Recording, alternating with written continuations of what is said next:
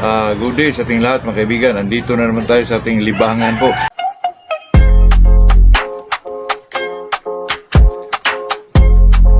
Usapang pagmamanok mga kaibigan, kasi tayo naman mga kaibigan talagang enjoyment lang ito sa atin. Meron namang magtanong or mag-comment lang about pagmamanok, basta may isagot lang tayong maayos mga kaibigan, talagang sasagutin natin yan.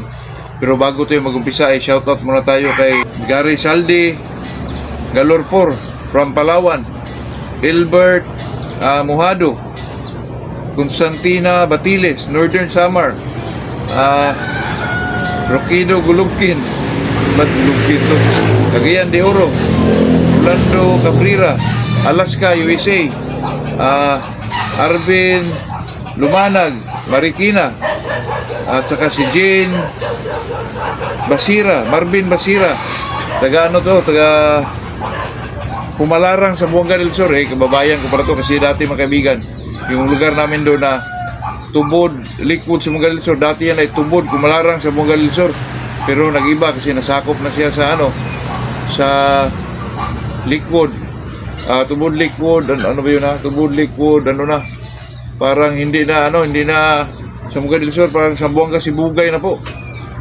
Hindi ko lang alam, nakalimutan ko na, medyo matagal-tagal na kasi kasi itong Pumalarang mga kaibigan, dito nag-meeting yung mga parents ko po, kasi they are both teachers mga kaibigan. Dito sila mag-meeting dati, kasama-sama pa ako dyan. Ang dami kong mga kaibigan dyan na taga Pumalarang din. Shoutout sa inyong lahat po, napakainit na panahon. Comment kung mainit din ba dyan sa Pumalarang po, kasi napakagandang lugar yan, lalo na pag ikaw ay mag-alaga ng manok. Napakagandang lugar po, malamig yung Pumalarang po. At saka medyo marami pang mga punong kahoy dyan siguro hanggang ngayon. Sa mga daanan dyan, napakagandang lugar po yan mga kaibigan, napaka-nature po. Gusto ko nga bumalik dyan sa Tubod, pero medyo kasi medyo malayo-layo ang area na yun. Napakagandang area po. Alagaan ang mga manok natin dyan, kasi medyo malamig na area po. Malamig ang panahon dyan. Itong pag-usapan natin mga kaibigan, itong lamang sa panalo ang manok natin pag may ganitong estilo sa laban po. Siyempre, number 1 dyan mga kaibigan, magsalta yung manok mo. Pero pag magsalta ang manok natin mga kaibigan, gusto ko po na salta, estilo ng pagkasalta po ay yung papatras mga kaibigan. Hindi yung pasulong or ganun lang. Gusto ko mga kaibigan na pag salta nila parang papatras mga kaibigan, palo ng ganun. At saka paglapag sa lupa, kailangan talaga paglapag palo kagad, kasi may mga manok mga kaibigan. Ito ang tingnan natin po, na paglapag sa lupa, ang ibang manok ay umiilag kagad mga kaibigan, umiilag. Gusto ko mga kaibigan na paglapag sa lupa ay palo agad. Tapos mga kaibigan, pag gumanti yung kalaban, talagang may mga ilag po. Gusto ko yung mga ganun, kaibigan. May mga side step, may mga ilag. Lalo na pag manok mo ay cross sa kilso to roundhead. Dako, makikita kayang mga ganyang klaseng laro po. Number 1, yung magsalta ka, tapos paglapag, palo agad. At saka, ang manok mga kaibigan, tingnan mo talaga ito na umiilag lang ng konti, tapos pumipitik mga kaibigan. Ako, napakagandang klaseng manok yan. Pumipitik, tapos umiilag lang ng konti, tapos pitik. Tapos sa mga last breath nila mga kaibigan, talagang may mga ayag ko. Kailangan hindi matanggal yung ayag mga kaibigan. At saka yung manok hindi na magtuka, hindi na, tawag nila billhole yun mga kaibigan, hindi na magtuka. Yung palo na kagad. Yun ang maganda, kaya sinasabi ko mga kaibigan na napakagandang process yung kilso to roundhead. Kasi ang kilso mga kaibigan ay body puncher yun. Talagang kahit yung iba, hanapin pa yung ulo, tukain, tapos palo. Ang kilso mga kaibigan, hindi na mo tumutuka po. Yan ang ayag na, kasi body puncher sila Yung iba, hanapin pa yung ulo. Yung kilso mga kaibigan, kahit katawan, ito lang papaluin po, kasi body puncher sila Kaya sa mga big time breeder mga kaibigan, yung mga manok ngayon, nowadays, talagang may mga kilso na po. Kahit sinong mga big time dyan mga kaibigan, talagang pinapasukan ng kilso po.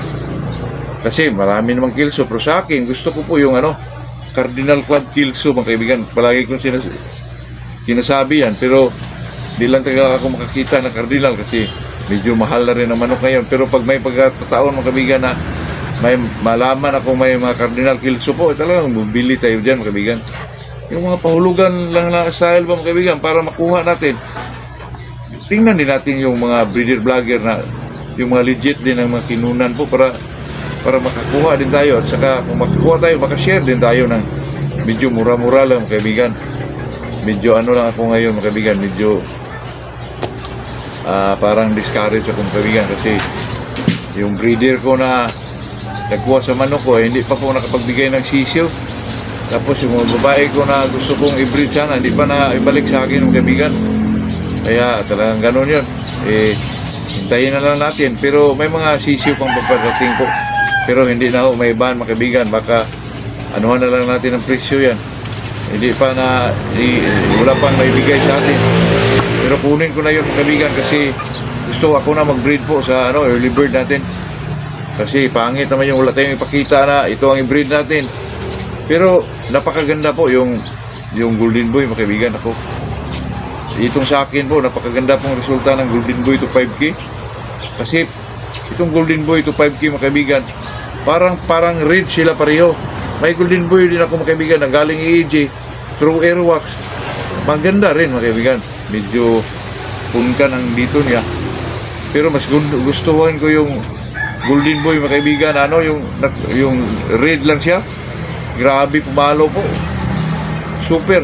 Pero yung nakuha ko sa red, mga kaibigan, talagang punkanis din siya, mga kaibigan. Talagang pumpkin din.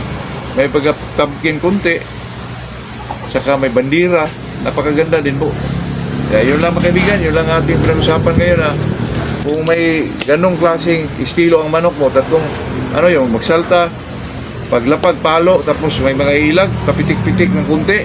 Tapos sa last breath nila mga kaibigan talaga, may mga ayag po. Ayag BB po, mga kaibigan. Kaya yun lang mga kaibigan, yun lang ating may share sa araw na to. Sana palagi tayong masaya mga kaibigan. Ito yung enjoyment lang natin. Maraming salamat sa ating mga subscriber, tagapanood natin na nandyan pa sila.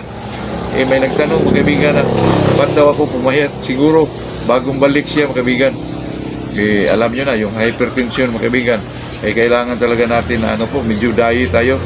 Hindi na tayo makakain na kung ano-ano, mga uwili, kaya medyo talaga drain yung mga fats natin mga kaibigan. Mas maganda naman yun kasi parang healthy po tayo po mga kaibigan. Ito yung usapang magmamanok lang. Good morning sa ating lahat po.